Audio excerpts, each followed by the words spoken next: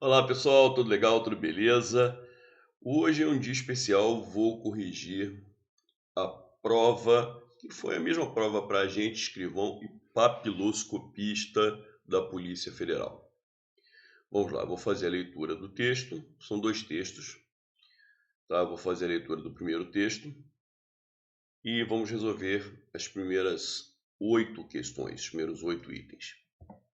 O texto começa com uma descrição para contar uma historinha. O texto como um todo é um texto narrativo, é um relato.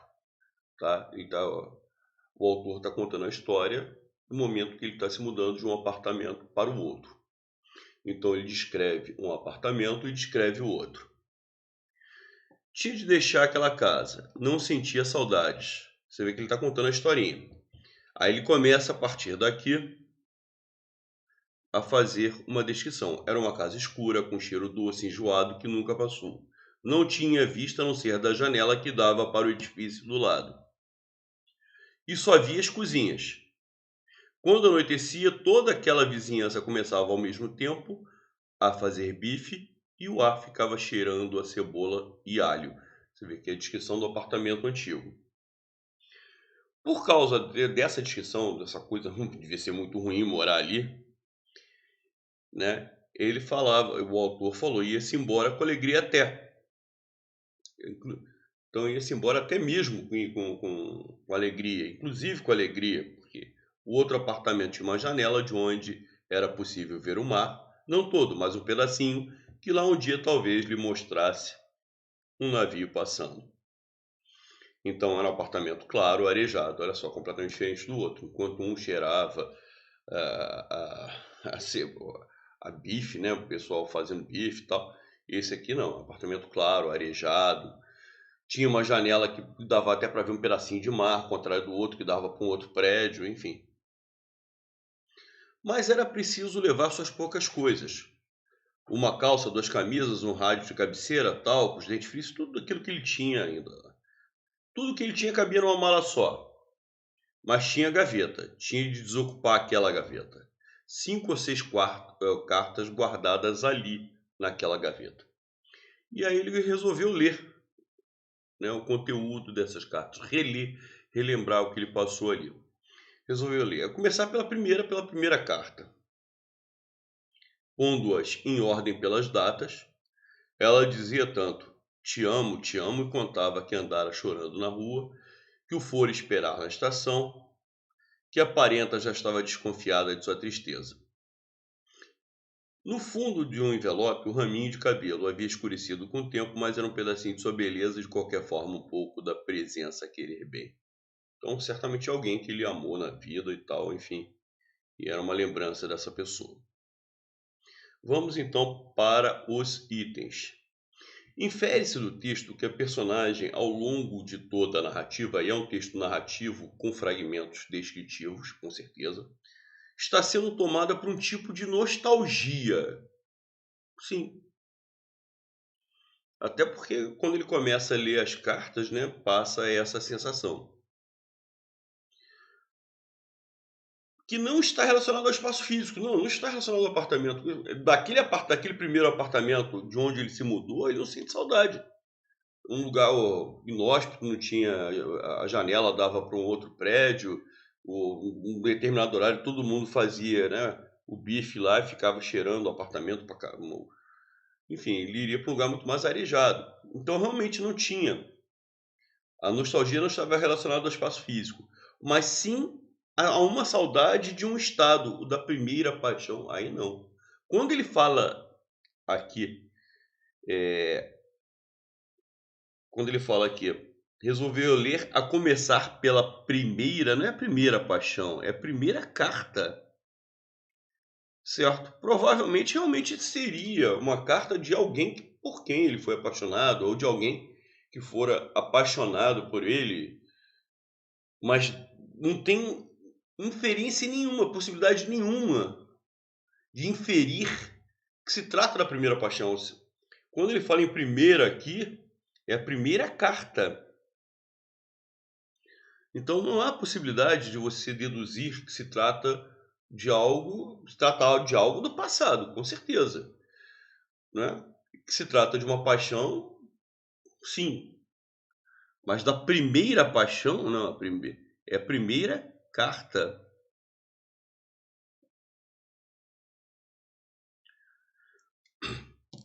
Item 1 errado.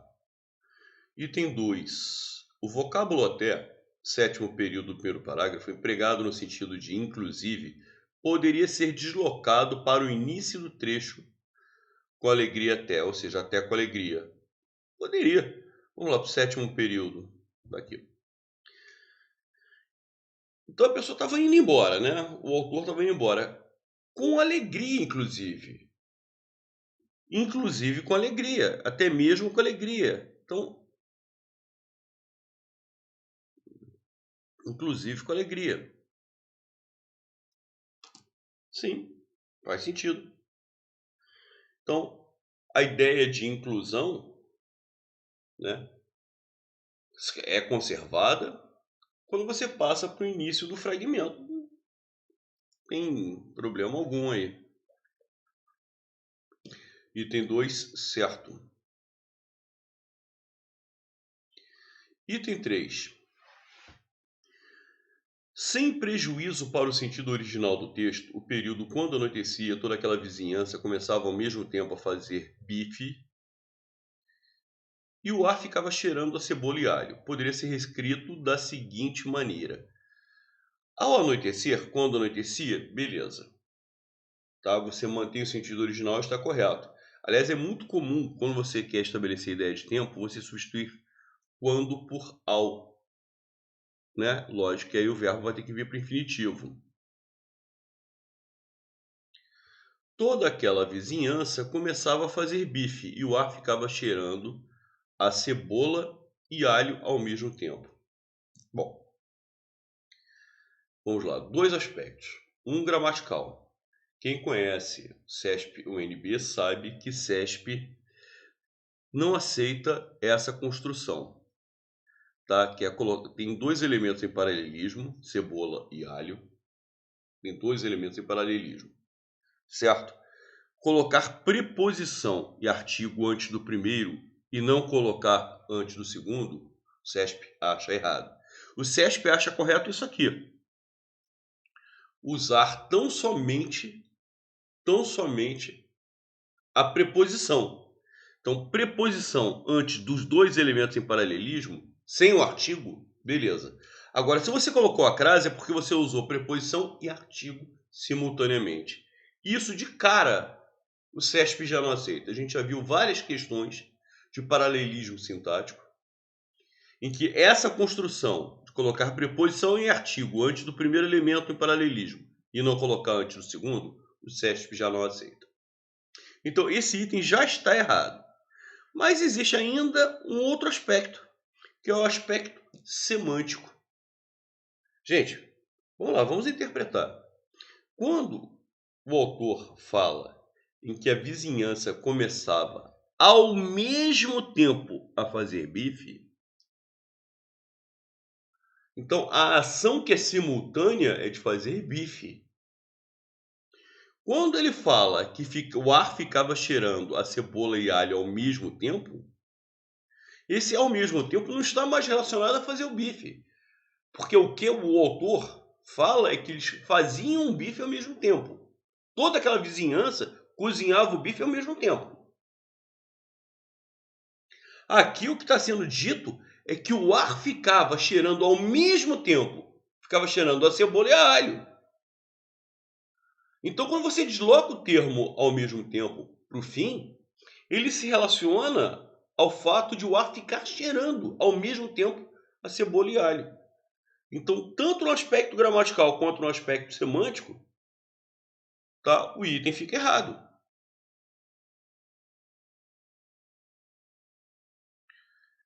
Item 4. O termo ali, no quarto parágrafo, refere-se a aquela casa, primeiro período do texto. Vamos lá. É aqui. Mas tinha a gaveta. Tinha de desocupar aquela gaveta. 5 ou 6 cartas guardadas ali. Ali onde? Na gaveta.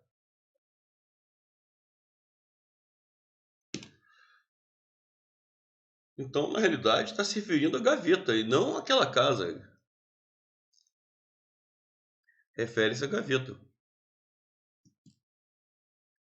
Item 5.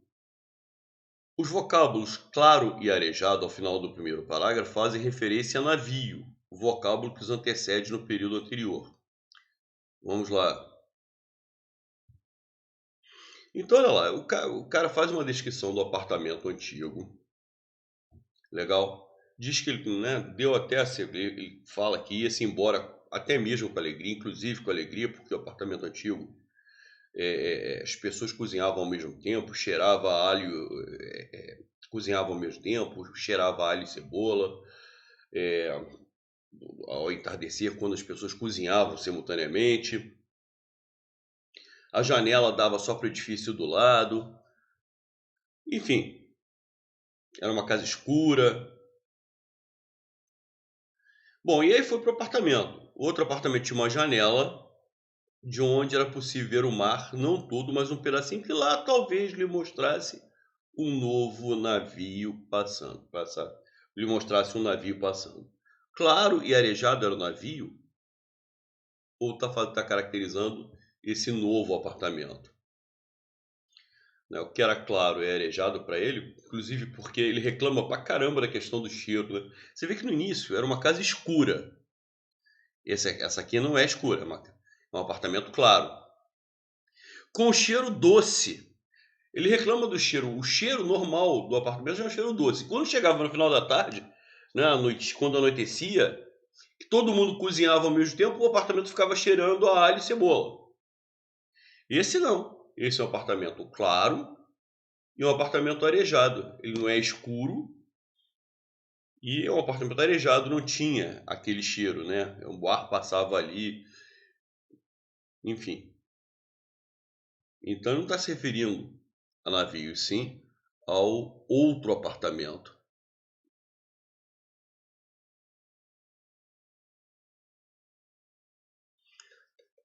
No item 5, errado. Vamos lá. Item 6. Cabia, na oração cabia tudo em uma mala só, o vocábulo tudo exerce a função de sujeito. Exerce, sem dúvida alguma. Gente, inclusive eu falo com meus alunos, faço uma brincadeira sobre o emprego de mim e ti, né? Está tudo acabado entre mim e ti. Não é que eu falo, não posso usar eu e tu aí nessa frase, né? Por quê? Porque eu e tu deve exercer a função de sujeito, no máximo a de predicativo do sujeito. Certo? Então, está tudo acabado entre mim e ti. E aí eu pergunto, olha lá. De cara, eu sei que eu não posso usar eu e tu, porque eu e tu tem que funcionar como sujeito. Por quê? Porque o termo tudo já está exercendo a função de sujeito. Tudo está acabado. Tá? É porque é muito comum nessas estruturas o sujeito vir depois. Está tudo acabado, tudo está acabado. E se você quiser tirar a dúvida se esse tudo é ou não sujeito, pegue o termo tudo e flexione, jogue para o plural. Aí eu brinco até com os alunos. Mas tudos não existe. Aí eu falo, ó, substitua tudo por todas as coisas. Todas as coisas estão acabadas entre mim e ti. Então, quando eu passo para o plural, né, todas as coisas estão acabadas, repare que o verbo estar vai para o plural. E aqui acontece a mesma coisa. Cabia tudo, tudo cabia. Se eu substituir tudo por todas as coisas cabiam.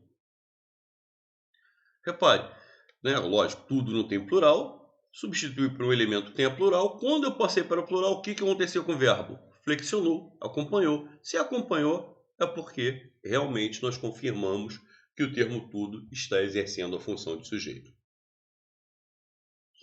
Beleza? Maravilha. Item 7. No sétimo período do primeiro parágrafo, a forma verbal, a forma pronominal, né? Óbvio, é um pronome, ele desempenha a função de complemento indireto. Aliás, essa é uma característica muito típica do CESP, chamar chamar o objeto indireto de complemento indireto. É perfeito, a nomenclatura é perfeita. tá? Lembrando, o objeto é apenas um complemento. Então, você classificar, chamar o objeto indireto de complemento indireto, ou chamar o objeto direto de complemento direto, é legal, perfeito.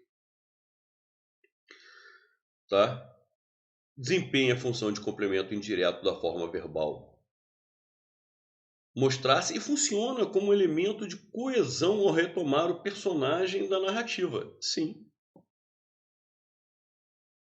Bom, vamos lá.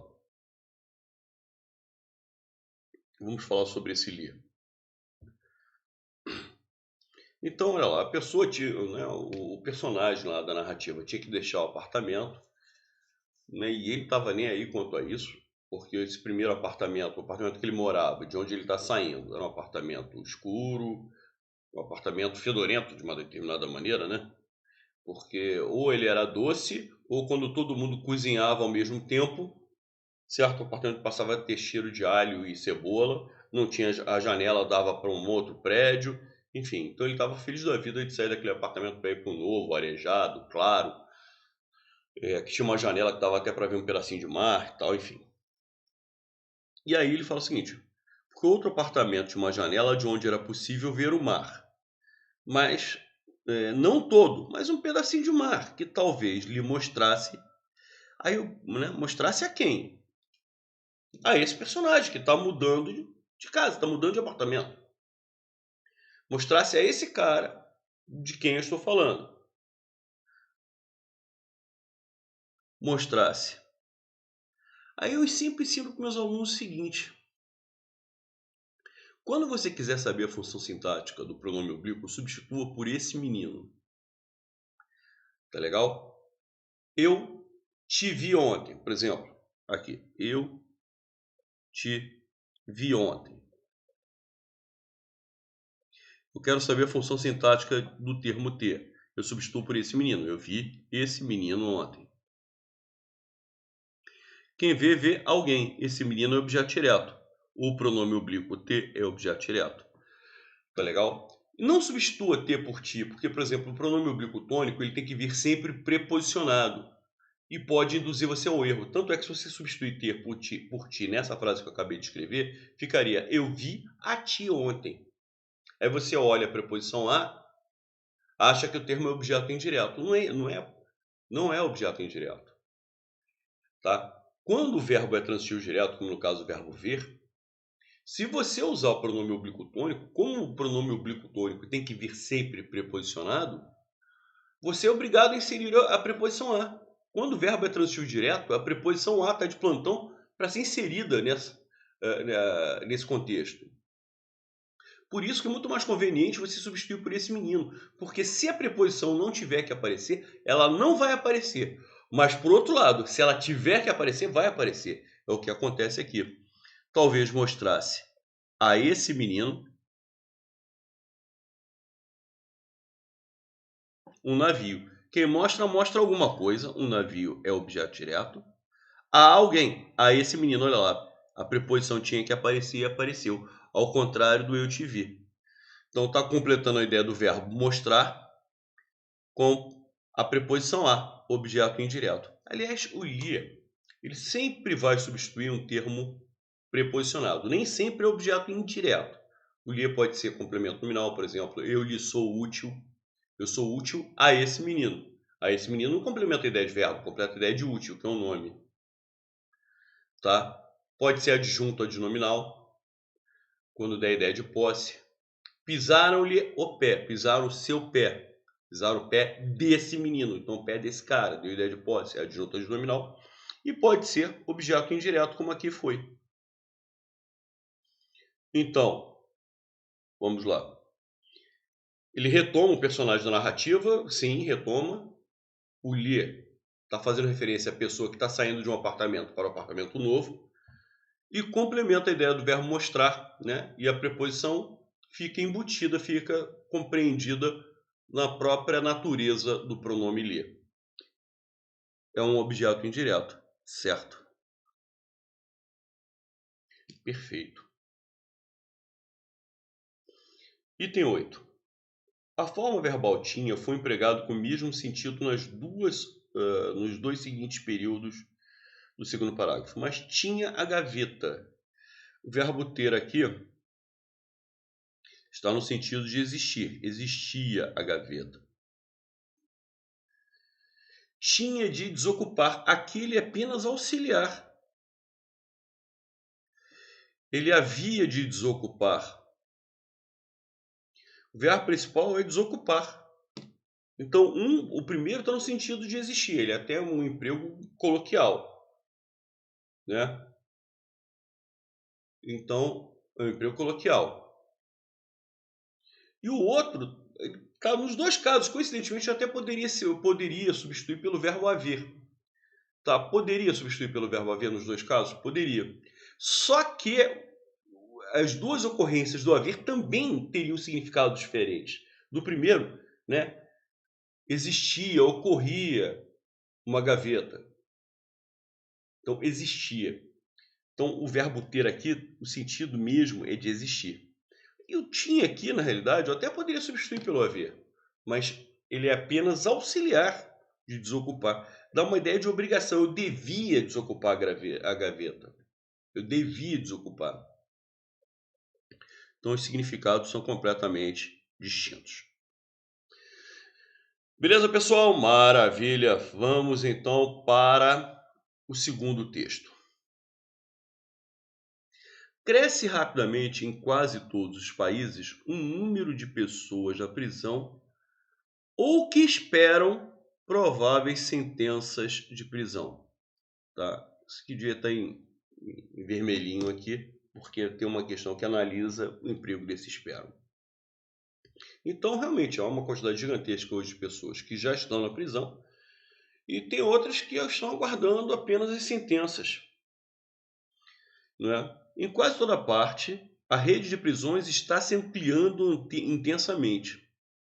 Os gastos orçamentários do Estado com as forças da lei e da ordem, principalmente os efetivos policiais e serviços penitenciários, então os gastos orçamentários crescem em todo o planeta. Mais importante, então olha lá, é impressionante como se gasta dinheiro mantendo o público, né, carcerário e tal. Enfim.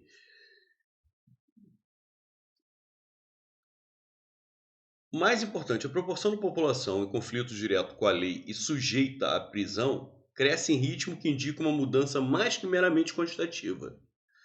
E sugere uma significação muito ampliada da solução institucional como componente da política criminal. Então, olha lá, o que o autor está defendendo? Que existe uma população, a proporção da população em conflito direto com a lei aumenta, certo?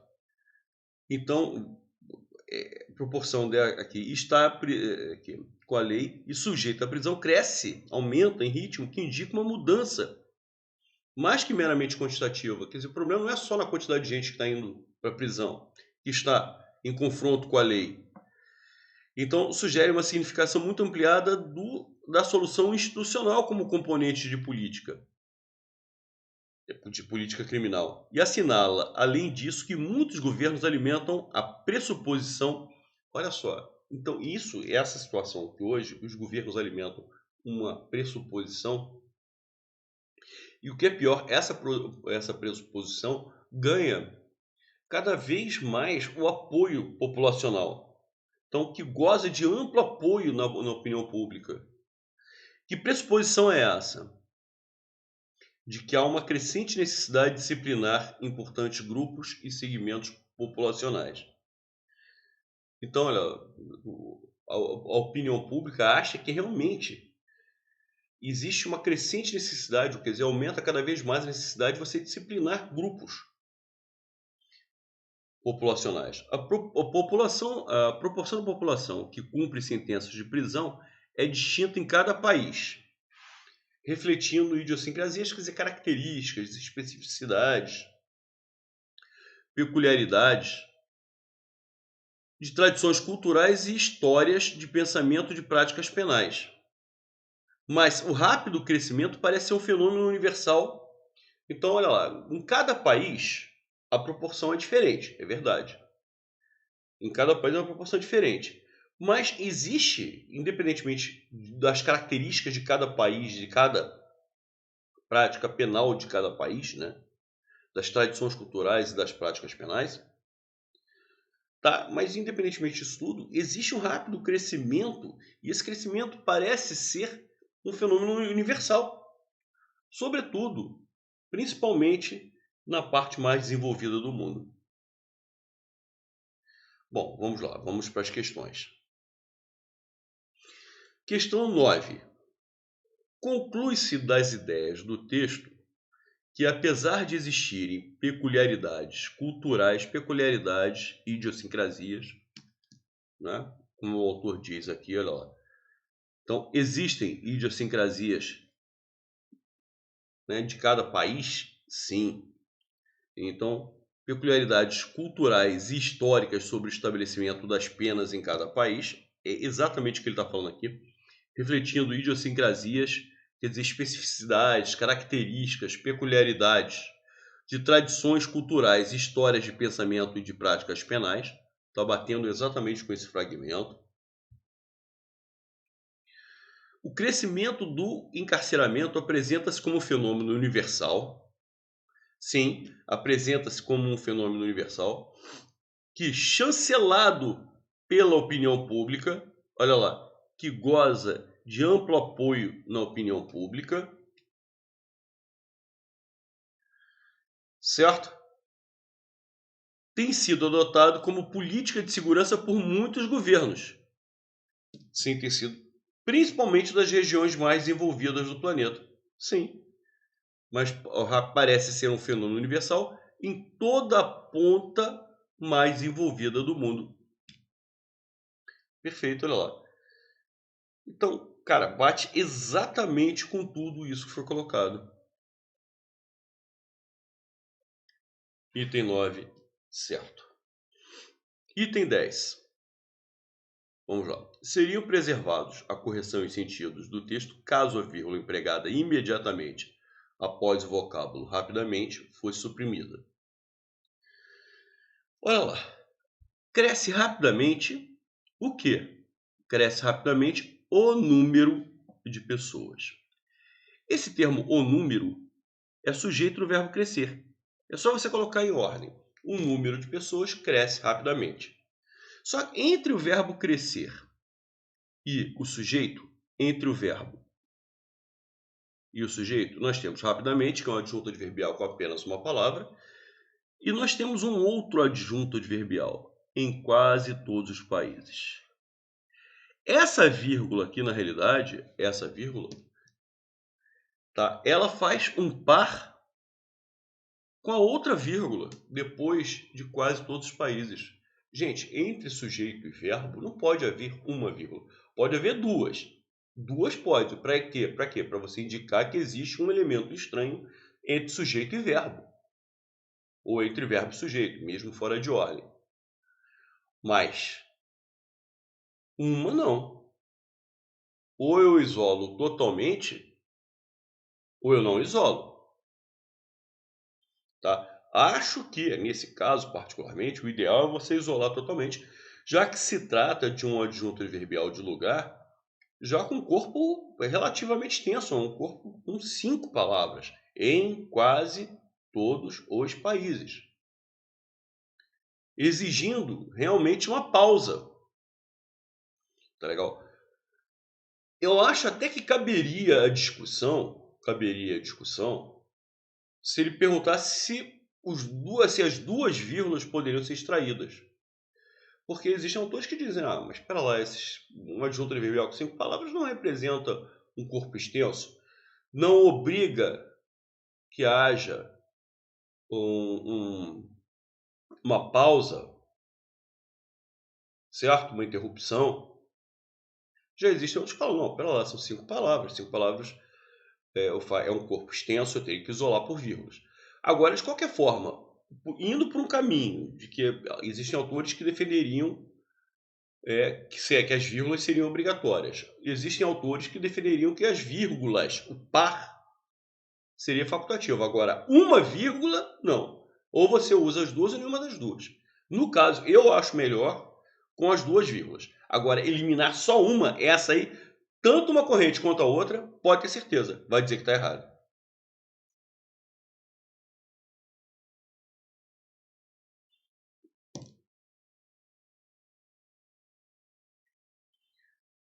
Questão número 11. No segundo período do texto, a partícula C classifica-se como partícula apassivadora. É este Czinho aqui, ó. E é a partícula apassivadora. Na realidade, isso aqui está fora da ordem, né? Só você colocar está se ampliando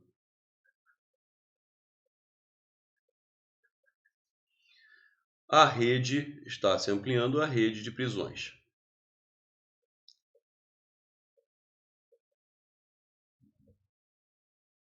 Está se ampliando a rede de prisões. Se eu não tivesse o C, quem amplia alguma coisa. A rede de prisões exerceria a função de objeto direto. Então, este verbo ampliar, ele é um verbo transitivo direto. Gente, verbo transitivo direto mais o pronome ser caracteriza a voz passiva sintética. Esse ser aqui é um pronome apassivador. O pronome apassivador do sujeito. Verbo transitivo direto mais o pronome ser. Esse pronome ser que veio antes dele. Se eu passar o termo a rede para o plural, eu teria que falar estão se ampliando as redes. Além disso, a rede de prisões ela não amplia a si mesma. São os governos, tá? São as administrações dos países que ampliam essa rede.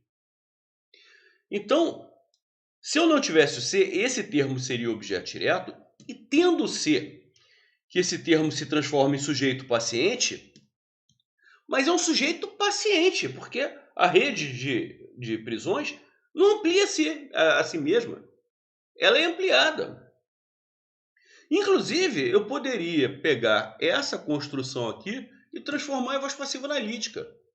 A rede de prisões está sendo ampliada, olha lá, em voz passiva analítica. Está sendo ampliada intensamente. Então, esse se aqui, claramente, é um pronome apassivador. Certo. Beleza? Bom, vamos lá. Item 12. Conclui-se conclui-se do trecho, há uma crescente necessidade de disciplinar importantes grupos e segmentos populacionais.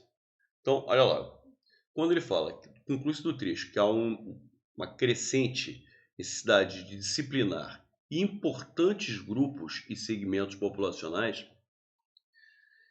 que os grupos populacionais a serem disciplinados são compostos por pessoas que têm autoridade? Não. Quando ele fala em importantes grupos e segmentos populacionais, quer dizer, são grupos muito numerosos. Não porque eles possuem poder, ou não porque eles possuem autoridade. Não. Então, esse item não é errado, ele é absurdo. Certo? Então, você tem que disciplinar essa galera aí, porque eles têm uma quantidade muito grande. E se eles sem disciplina, eles podem gerar problemas dentro da sociedade, pelo menos dentro do nosso estilo de sociedade. Então não é porque eles têm autoridade, gozem de prestígio, muito pelo contrário. Se você tem que disciplinar aqueles caras, porque eles não gozam de prestígio na sociedade. Quando ele fala em importantes grupos, não é que o grupo seja, digamos assim, composto por pessoas importantes. Não que o presidente da República, por exemplo, seja mais importante que as outras pessoas. Não é isso que eu quero dizer.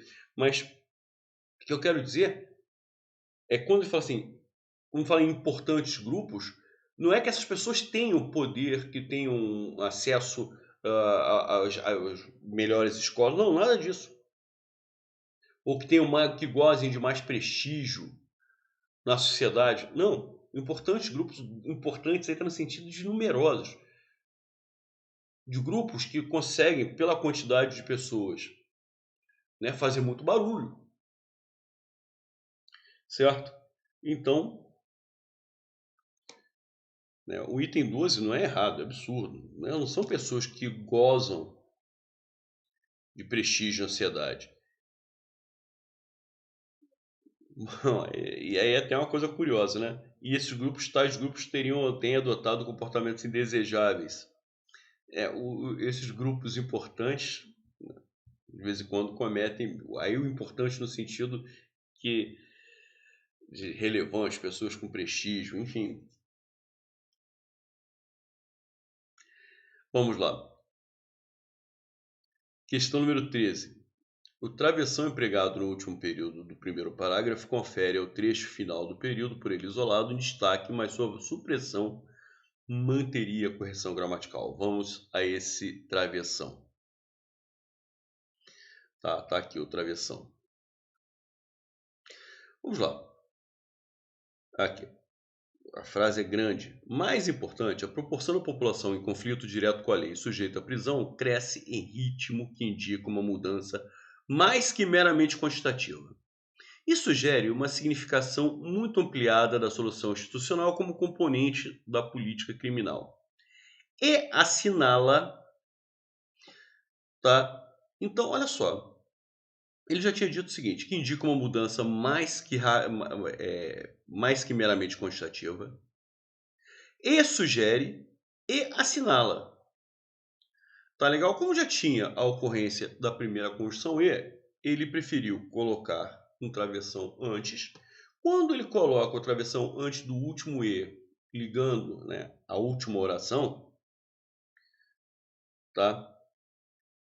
Ligando o último elemento somado, porque a conjunção e é uma conjunção aditiva,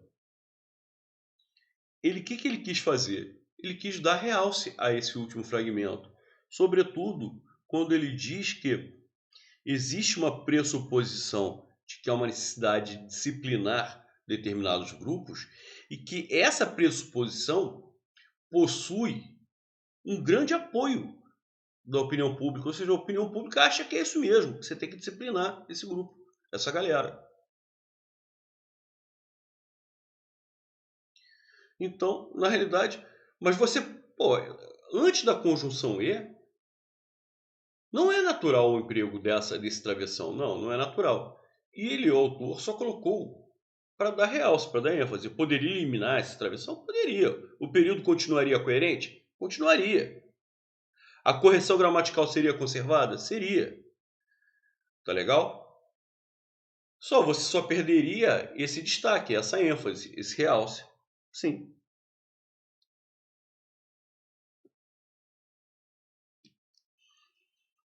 (14) A forma verbal crescem está flexionada no plural para concordar com o sujeito composto cujos núcleos são gastos, efetivos e serviços. Vamos lá. Crescem. Eu vou dar uma apagada aqui para facilitar a nossa visualização.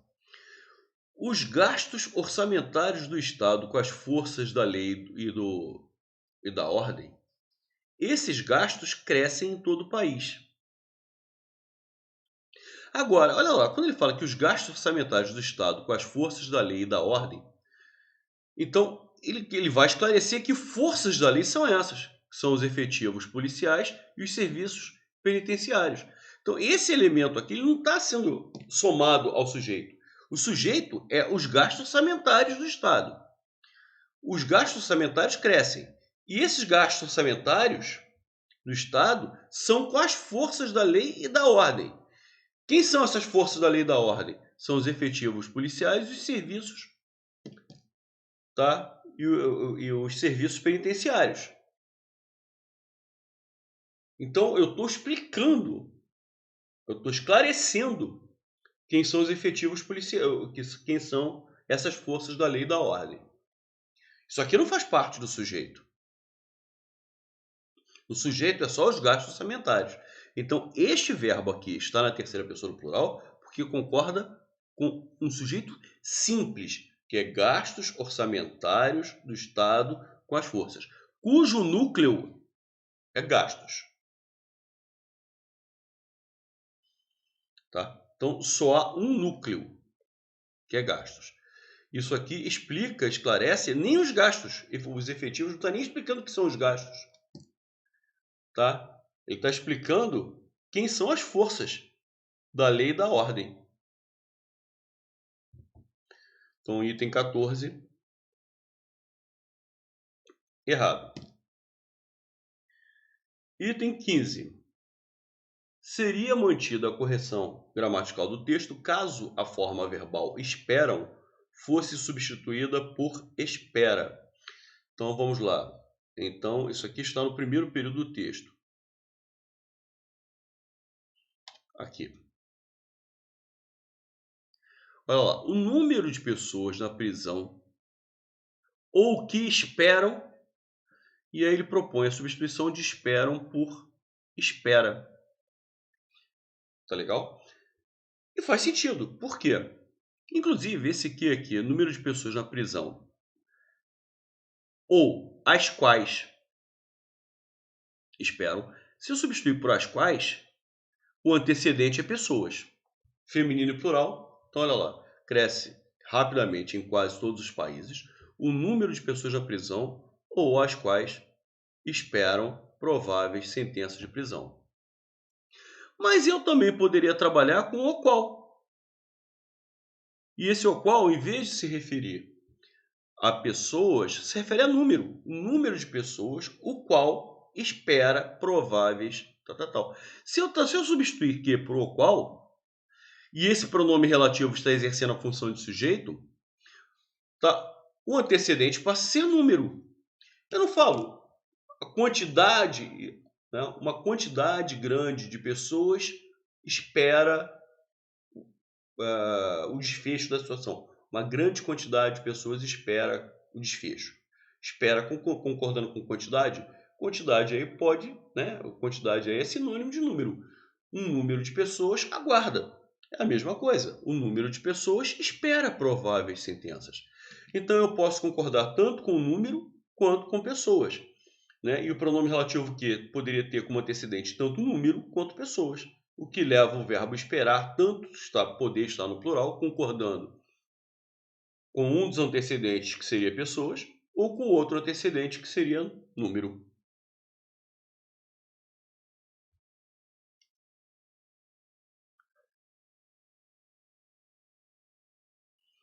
Certo? Questão número 16.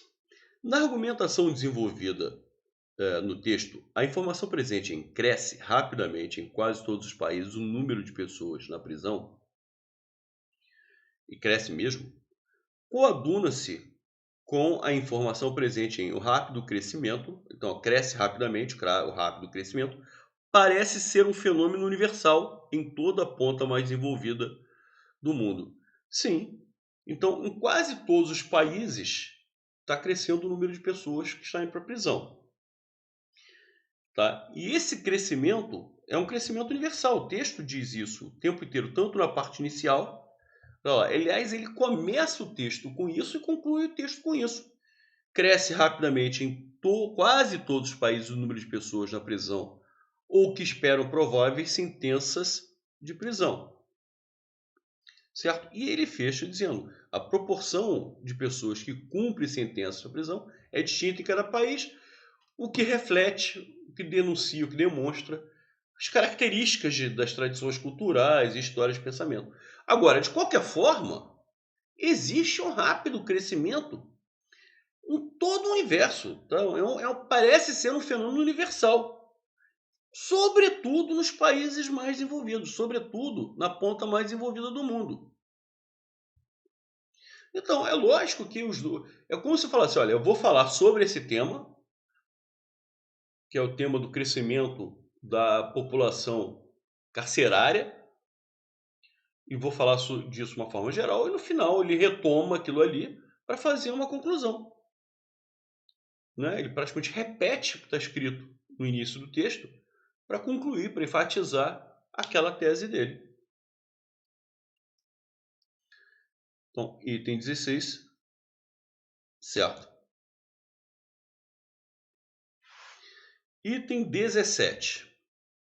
As palavras intensamente em Quase toda parte a rede está se ampliando intensamente. Vamos lá, vou marcar aqui.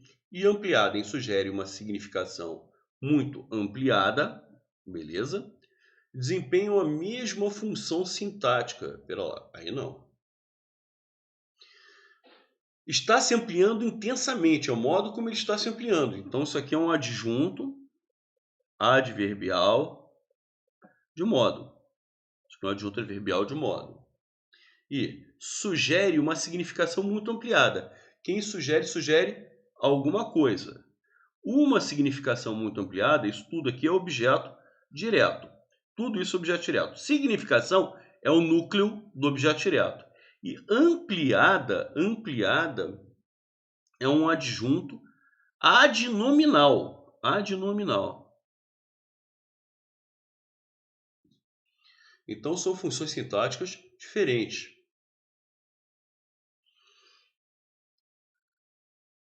Tá? Então o item 17 é errado. Isso aqui qualifica significação. Inclusive, olha lá, um tem função adverbial, o outro tem função adjetiva. Intensamente é um adjunto adverbial. Como classe gramatical é um advérbio, é uma palavra invariável. Ampliada, que é um adjunto adnominal, tem uma função adjetiva. E você vê que ele inclusive já variou para a forma feminina. Tanto é que se eu substituir significação, que é uma palavra feminina, por entendimento, sugere um entendimento muito ampliado. Ele assumiria a forma masculina. Então, um tem valor adverbial, o outro tem valor adjetivo. Então, um é adjunto adverbial de um modo e o outro é um adjunto adnominal. São funções sintáticas diferentes. E para a gente concluir a provinha, a palavra idiosincrasias, segundo o parágrafo, poderia ser substituída por compatibilidade. Não. Idiosincrasias significa características muito próprias. Significa peculiaridades. Aliás, ele já tinha até dado essa dica para o candidato. Se o candidato foi atento, há um item que ele substitui a palavra idiosincrasias. Aqui, ó. Conclui-se das ideias do texto que, apesar de existirem peculiaridades culturais, né, quando no texto original ele usa lá, refletindo idiosincrasia de tradições culturais. Se o candidato ficou atento ao emprego desta palavra no item 9, ele já se safou aqui. Então, possui especificidades, mas não compatibilidades. Então, item 18, errado. Maravilha, galera! E com esse item aqui, nós encerramos a correção da prova de agente, de escrivão, tá? E papiloscopista. Aliás, cá entre nós, foi uma prova mais fácil que a prova da Polícia Rodoviária Federal. Bem mais fácil, embora com a quantidade maior de itens. Legal, galera? Maravilha! Continue estudando, estaremos sempre juntos. Um abraço!